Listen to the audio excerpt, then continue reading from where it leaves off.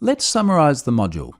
And for this one, I'd like to do it diagrammatically because it puts everything in really good perspective. So let's look at it like this. We have an attacker. When the attacker makes a request to the web app, putting it through a WAF or an IDS can be a great first line of defense. If the attack can be stopped before it even hits the downstream app, then that's a great position to be in. Downstream of there, we have the website. And as we just saw in the last clip, the website should be modern and should be patched. Modern web server, modern web software, all up to date.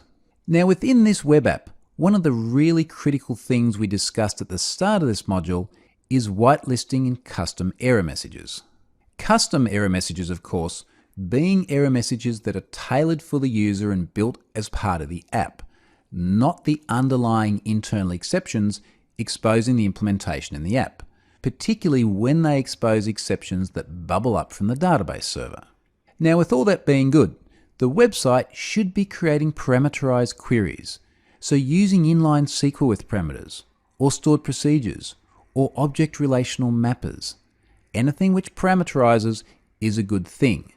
And again, let me reiterate, that is really the heart of SQL injection, getting queries parameterized. Now really, when the web app sends this query off, it should be going through a firewall. You want to try and have your web app isolated from your database server. The web app obviously has to be consumer facing. It's normally going to be in a public network segment. That doesn't mean that your database has to be though. It simply means that the web app has to be able to connect to your database.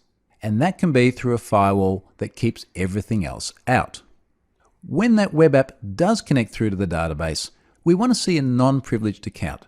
So this is where we looked at that principle of least privilege, making sure the account the web app uses can do only what it needs and nothing more.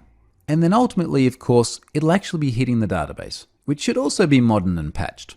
And you'll get all the nice security features that organically happen with each new release of database management servers, not to mention all the fixes for actual flaws that have come out via patches.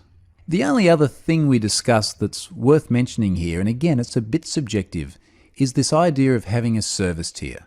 So an abstraction between the web app and the database, such that the web app is never actually preparing and sending SQL statements itself. Approach that with caution. Think about whether it actually makes sense to the broader architecture of the app, and don't get too caught up in the utopian thinking that there needs to be this segmentation in there. So that's the whole picture. Apply as many of these as you can, think about defense in depth, and SQL injection risks will become a thing of the past.